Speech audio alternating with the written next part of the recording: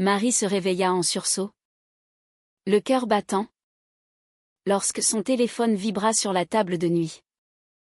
C'était un message anonyme, une photo d'Élise. Son amour secret, enlacé par une autre femme dans un bar parisien. Le monde s'effondra en un instant, elle qui avait tout sacrifié pour cette relation cachée, se retrouvait face à une trahison qui la brisait irrémédiablement. Assise sur le bord du lit, les mains tremblantes, Marie fixait l'écran. Élise, avec ses cheveux blonds courts et son sourire si doux, était là, riant aux éclats avec cet inconnu. Comment avait-elle pu? Elle s'était promis la discrétion absolue. Dans ce monde où leur amour était encore un tabou pour tant de gens. Marie, à 28 ans, avait grandi dans une famille conservatrice de la banlieue de Lyon, où les valeurs traditionnelles régnaient en maître. Son père, un avocat respecté, et sa mère, une professeure d'histoire, n'avaient jamais imaginé que leur fille unique pourrait aimer une femme. Élise, 26 ans, venait d'un milieu plus libéral à Paris, mais même elle craignait les jugements de ses collègues dans l'édition. Leur rencontre avait été un coup de foudre, lors d'un salon du livre à la porte de Versailles. Marie, venue pour promouvoir son premier roman, avait croisé le regard d'Élise, assistante éditoriale. Une conversation innocente sur la littérature féministe avait débouché sur un café, puis un dîner, et enfin, des nuits volées dans des hôtels discrets. Mais maintenant, cette photo changeait tout. Marie composa le numéro d'Élise, les doigts engourdis par la rage et la douleur. « Allô » répondit Élise d'une voix ensommeillée. « Qui est-elle » cracha Marie sans préambule. Un silence pesant s'installa. « Marie. Qu'est-ce que tu veux dire » ? La photo. Je l'ai reçue. Tu es avec une autre femme. Explique-toi. Élise balbutia, ce n'est pas ce que tu crois. C'était juste une amie. On fêtait son anniversaire. Rien de plus. Mais Marie n'y croyait pas. Les détails de la photo, le bras autour de la taille. Le regard complice hurlait le mensonge. Elle raccrocha, les larmes coulant sur ses joues. Comment en était-elle arrivée là? Leur relation avait commencé comme un rêve, mais les pressions extérieures l'avaient transformée en cauchemar. Marie se remémora les premiers mois. Elle s'était vue en cachette, évitant les regards indiscrets. Élise avait insisté pour garder le secret, arguant que sa carrière en dépendait. Dans l'édition, on est progressiste en surface. Mais les ragots peuvent tout détruire, avait-elle dit. Marie, amoureuse, avait accepté. Elle avait même menti à ses parents, prétextant des voyages professionnels pour justifier ses absences. Mais au fond d'elle, ce secret la rongeait. Elle voulait crier son amour au monde, mais la peur la retenait. Le lendemain matin, Marie se rendit à son travail, un petit café littéraire dans le Marais. Ses collègues remarquèrent son air hagard, mais elle éluda les questions. Toute la journée, son esprit vagabonda vers Élise. Devait-elle la confronter en personne? Ou rompre définitivement? La décision la torturait. En rentrant chez elle, elle trouva un bouquet de roses à sa porte, avec un mot, « Pardonne-moi ». C'était une erreur. Je t'aime. Élise. La colère monta en elle. Une erreur? C'était plus que ça. C'était une trahison qui mettait en lumière toutes les failles de leur relation. Marie déchira le mot et piétina les fleurs. Elle appela sa meilleure amie, Claire, la seule au courant de son secret. Claire, j'ai besoin de toi, sanglota-t-elle. Qu'est-ce qui se passe? Marie raconta tout. Claire, Hétérosexuel et marié? Écouta patiemment. Tu mérites mieux. Marie. Si elle te trompe, c'est qu'elle ne te respecte pas. Mais Marie n'était pas prête à lâcher. Et si c'était vraiment une amie? Peut-être que je surréagis. Claire soupira. Les photos ne mentent pas. Et puis, pourquoi cacher votre relation si elle t'aime vraiment? Ces mots frappèrent Marie comme un coup de poignard. En effet, Élise avait toujours refusé d'officialiser. Était-ce par peur? Ou parce qu'elle n'était pas sérieuse? Marie passa la nuit à ruminer, pesant le pour et le contre. Le lendemain, elle décida de rencontrer Élise. Elles se retrouvèrent dans un parc près de la Seine. Élise arriva. Les yeux rougis. Marie. Je suis désolée. C'était stupide. J'étais ivre. Et tu as embrassé une autre, interrompit Marie. Élise baissa la tête. Oui. Mais ça ne signifiait rien. Toi et moi. C'est réel. Marie sentit son cœur se serrer. Réel? Alors pourquoi on se cache? Pourquoi je dois mentir à ma famille? Élise hésita. Ma famille. Ils ne comprendraient pas. Et au travail. Et moi? Mes parents sont catholiques pratiquants. Tu crois que c'est facile pour moi? Mais je suis prête à tout affronter pour toi. Élise pleura. Je ne sais pas si je suis prête. Ces mots scellèrent le destin.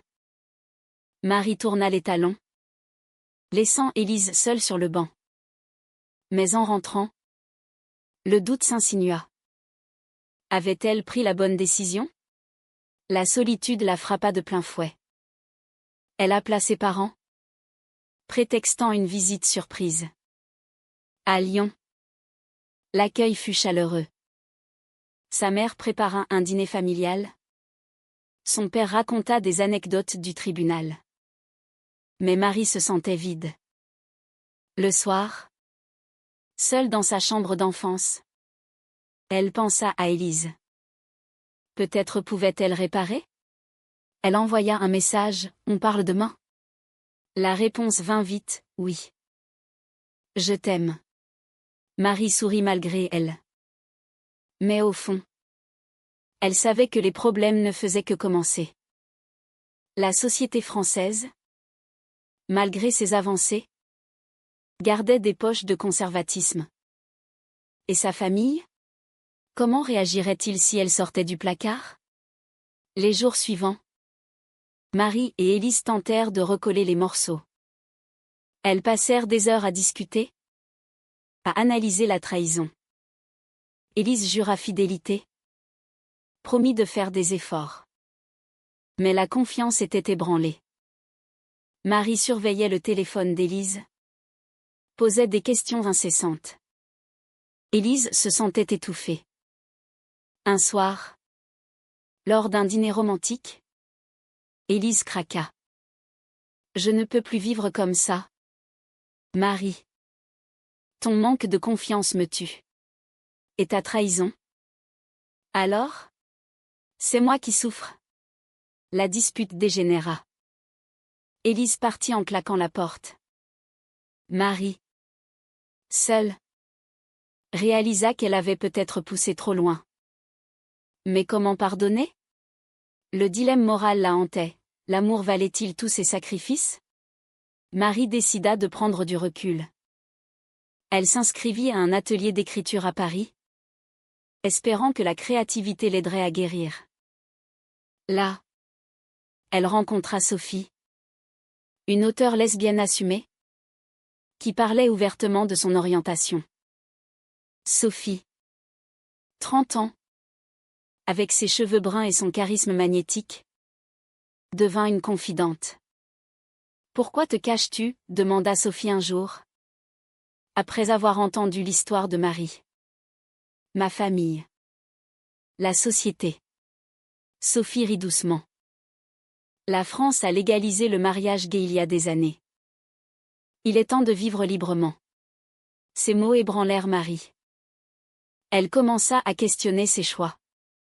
Élise, de son côté, multipliait les efforts pour reconquérir Marie. Des cadeaux, des messages tendres. Mais Marie se sentait attirée par la liberté que représentait Sophie. Un week-end, Marie invita Élise à une sortie. Elles marchèrent dans les rues de Montmartre, main dans la main pour la première fois en public. Élise était nerveuse, jetant des regards autour d'elle. « Et si quelqu'un nous voit ? » ?»« Et alors ?» répondit Marie, inspirée par Sophie. Élise se raidit. « Je ne suis pas prête. » Marie sentit la frustration monter. « Quand le seras-tu ? » La soirée se termina en froid. Le lendemain, Marie confia à Sophie ses doutes. « Je l'aime. Mais elle me retient dans l'ombre. » Sophie posa une main sur son épaule. « Tu mérites quelqu'un qui t'assume pleinement. » Ces paroles semèrent le doute. Marie commença à voir Sophie plus souvent, sous prétexte d'écriture. Leur complicité grandit, flirtant avec l'ambiguïté. Élise le remarqua. « Qui est cette Sophie ? » demanda-t-elle un soir. « Jalouse. »« Une amie. » Mais Élise n'y croyait pas. Elle fouilla le téléphone de Marie. Trouva des messages innocents mais complices.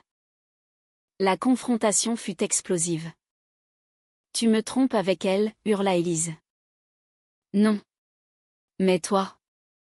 Tu l'as fait. » Élise pleura. « C'était une erreur. Toi. Tu sembles prête à me remplacer. » Marie nia. Mais au fond, elle se questionnait. Était-ce de la vengeance ? Ou un vrai sentiment naissant ? Le triangle amoureux ajoutait à la tension. Pendant ce temps, la famille de Marie pressait pour des nouvelles. « Quand vas-tu te marier ? » demanda sa mère au téléphone. Marie éluda. Mais le mensonge pesait. Elle décida de tester les eaux. Lors d'un dîner familial, elle mentionna une amie spéciale. Son père fronça les sourcils. « Une amie ? Ou plus ? » Marie rougit. « Plus. » Le silence tomba. Sa mère pâlit. « Marie. Tu es sérieuse ? » « Oui. J'aime les femmes. » Son père se leva. « C'est contre nature. Pense à notre réputation. » Sa mère pleura. « Que avons-nous fait de mal ? » Marie quitta la table. Blessée. Elle appela Élise, cherchant du réconfort. Mais Élise, encore fâchée, répondit froidement. « Tu as dit à tes parents ? Sans moi ? » C'était impulsif. Élise raccrocha. Marie se tourna vers Sophie, qui l'accueillit chez elle. Elles parlèrent toute la nuit. Sophie partagea son coming out, rejet initial, puis acceptation. Ça vaut le coup. Marie. Le lendemain, Marie rentra à Paris, déterminée. Elle confronta Élise. « On doit officialiser ? Ou c'est fini ? » Élise hésita. « Donne-moi du temps. » « Combien ? Des mois ? Des années ? » Élise baissa les yeux. « Je ne sais pas. » Marie partit, le cœur lourd. Elle commença une relation avec Sophie. Plus ouverte, plus libre. Mais la culpabilité la rongeait. Avait-elle trahi Élise ? Les mois passèrent. Sophie et Marie s'affichaient publiquement, participant à des événements LGBT. Marie se sentait vivante, mais les appels de sa famille la hantaient. Son père refusait de lui parler. Sa mère implorait un retour à la normale. Élise, de son côté, sombra dans la dépression. Elle perdit son job, accusant Marie. Un jour, elle envoya un message, « Tu m'as détruite ». Marie répondit, « Toi aussi ». La vengeance couvait. Élise contacta les parents de Marie, révélant des détails intimes. Le scandale familial explosa. « Comment as-tu pu » cria sa mère. « C'est elle qui m'a poussée. » Marie se sentit trahie à nouveau. Elle confronta Élise. « Pourquoi ? Pour que tu ressentes ma douleur. » La spirale de la vengeance s'accéléra. Marie, furieuse, posta sur les réseaux une accusation voilée contre Élise. Les amis communs prirent parti, divisant le cercle. Sophie essaya de calmer Marie. Ça ne mène nulle part. Mais Marie était aveuglée. Elle ignora les conseils, poussant plus loin. La tension atteignit son paroxysme lorsqu'Élise porta plainte pour diffamation. Marie, choquée, engagea un avocat. Le procès menaçait sa carrière d'écrivaine. « Tu as ruiné ma vie » dit Élise lors d'une médiation. « Et toi la mienne » rétorqua Marie. Sophie soutint Marie. Mais les doutes surgirent. Était-ce de l'amour ? Ou une échappatoire ? Marie questionna ses choix. Avait-elle sacrifié Élise pour une illusion de liberté ? Pendant le procès, des témoignages révélèrent les faiblesses des deux. Amis décrivirent Élise comme indécise, Marie comme impulsive. Le juge encouragea une conciliation. Marie réfléchit. Elle contacta ses parents, espérant du soutien. Son père refusa. Mais sa mère répondit, « Je t'aime. » Mais c'est dur. Ces mots fissurèrent la carapace de Marie. Elle proposa à Élise une rencontre privée. Dans un café discret, elles s'assirent. « Pourquoi en sommes-nous là » demanda Marie. Élise pleura. La peur. J'avais peur de tout perdre. Et moi ? J'ai perdu patience. Elles parlèrent des heures, dénouant les nœuds. Élise admit sa trahison initiale comme un acte de sabotage inconscient. Marie reconnut sa vengeance comme une réaction excessive. « Peut-on pardonner » demanda Élise. Marie hésita. « Peut-être. » Mais Sophie attendait. Marie rentra, tourmentée. « Je l'ai revu » avoua-t-elle à Sophie. Sophie pâlit. On a parlé. C'est du passé. Mais Sophie sentit le mensonge. Tu l'aimes encore ? Marie nia.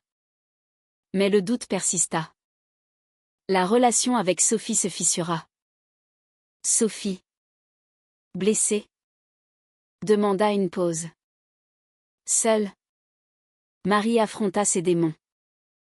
Elle écrivit un journal, analysant ses choix. L'amour lesbien en France, progrès légaux, mais barrières sociales persistantes. Les familles, les carrières, les jugements. Elle décida de se réconcilier avec sa famille. À Lyon, elle frappa à la porte. Son père ouvrit. Surpris. Papa. Parlons. Il hésita. Puis la laissa entrer. La conversation fut tendue. Pourquoi une femme ? demanda-t-il. Parce que c'est qui je suis. Sa mère intervint, donne-nous du temps. Marie accepta. De retour à Paris, elle appela Élise. Le procès ? On abandonne ? Oui. Mais Élise avait changé. Je sors du placard. Pour moi. Marie sourit. Bonne chance. Puis, elle contacta Sophie. Pardonne-moi. Je t'aime. Sophie accepta. Mais avec réserve. Prouve-le. Marie organisa une soirée avec amis et famille. Elle invita ses parents, qui vinrent à contre-cœur. Sophie était là. rayonnante. Lors du dîner, Marie leva son verre. À l'amour vrai. Son père toussa. Marie. Nous. On essaie. C'était un début. Mais Élise, apprenant l'événement, envoya un cadeau anonyme, un livre sur le pardon. Marie le lut. Émue. La vie reprenait. Mais les cicatrices restaient. Pourtant, un nouveau conflit surgit. Sophie reçut une promotion, impliquant un déménagement à Marseille. Viens avec moi, dit-elle. Marie hésita. Son travail à Paris? Sa famille à Lyon. C'est un sacrifice énorme. Sophie insista. Si tu m'aimes, tu choisiras. Écho de ses disputes avec Élise. Marie se sentit piégée. Était-ce le prix de l'amour? Elle refusa. Sophie partit. Blessée. Tu n'es pas prête à t'engager. Marie. Seule à nouveau? Questionna tout. Avait-elle fait le bon choix? Des mois plus tard, Marie publia son deuxième roman, inspiré de son histoire. Il traitait des luttes des femmes lesbiennes en France, amour, trahison, acceptation. Le livre reçut des critiques mitigées. Certains louant son authenticité, d'autres critiquant son pessimisme. Lors d'une signature, Élise apparut. Félicitations. Marie sursauta. Merci. Elles parlèrent. Élise avait une nouvelle compagne, assumée publiquement. J'ai appris de nous. Marie sourit. Moi aussi. Mais intérieurement, la douleur ressurgit. Elle contacta Sophie, qui vivait heureuse à Marseille. Comment vas-tu? Bien. Et toi? Je regrette. Sophie soupira. Trop tard. Marie raccrocha. Dévastée. Elle se tourna vers sa famille. Son père, après des thérapies, acceptait mieux. Viens dîner dimanche. Là, elle rencontra une cousine, lesbienne elle aussi. Elles échangèrent des expériences, trouvant du réconfort. Mais la société pesait encore. Au travail, des collègues murmuraient. Marie affronta un patron conservateur. Votre livre? C'est personnel? Oui. Il fronça les sourcils. Attention à l'image de l'entreprise. Marie défendit sa position, risquant son job. Elle gagna, mais le stress l'usait. Un soir, elle reçut un appel anonyme. Attention. Quelqu'un veut te nuire. C'était Élise? Ou un homophobe? La paranoïa s'installa. Elle engagea un détective, découvrant que c'était un ex-collègue jaloux. Le soulagement fut bref. Marie décida de changer de vie. Elle déménagea à Bordeaux pour un nouveau départ. Là, elle rejoignit une association LGBT, aidant d'autres femmes. Un jour, elle rencontra Camille, une activiste de 29 ans, aux yeux verts et à l'énergie contagieuse. Leur connexion fut immédiate, mais Marie était prudente. Pas de secret, dit-elle dès le début. Camille acquiesça. Transparence totale. Leur relation fleurit, sans les ombres du passé. Mais les vieux démons ressurgissaient. Marie craignait la trahison. Lors d'un voyage à Paris, elle croisa Élise et sa compagne. Échange poli. Mais tension palpable. De retour, elle confia à Camille ses peurs. J'ai été blessée. Camille la serra. Je ne te blesserai pas. Mais la vie testa leur lien. La famille de Camille, ultra-conservatrice, rejeta Marie. Pas de ça chez nous.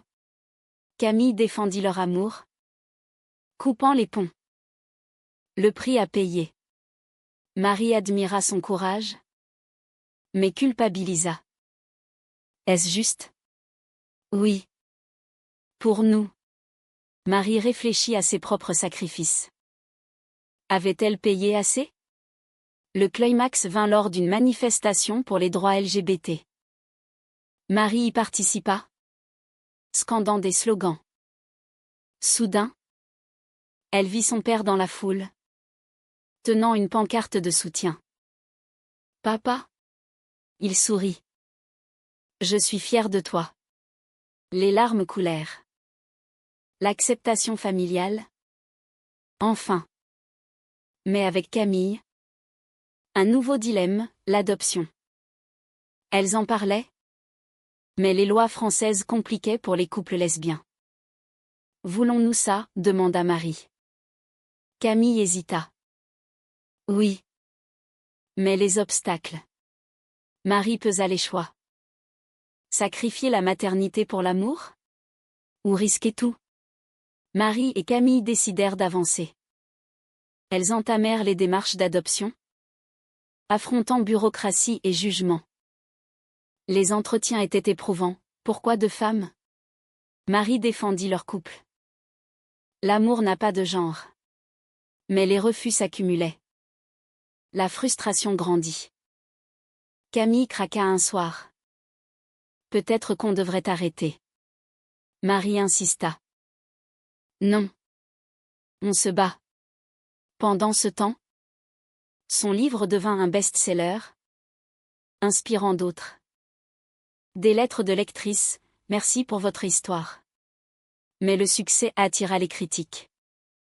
Des groupes conservateurs la visèrent, avec des menaces en ligne. Marie ignora, se concentrant sur Camille. Un jour, miracle, une agence accepta leur dossier. Joie immense. Mais alors, Élise réapparut, via un email. Félicitations pour ton livre. J'ai une fille maintenant.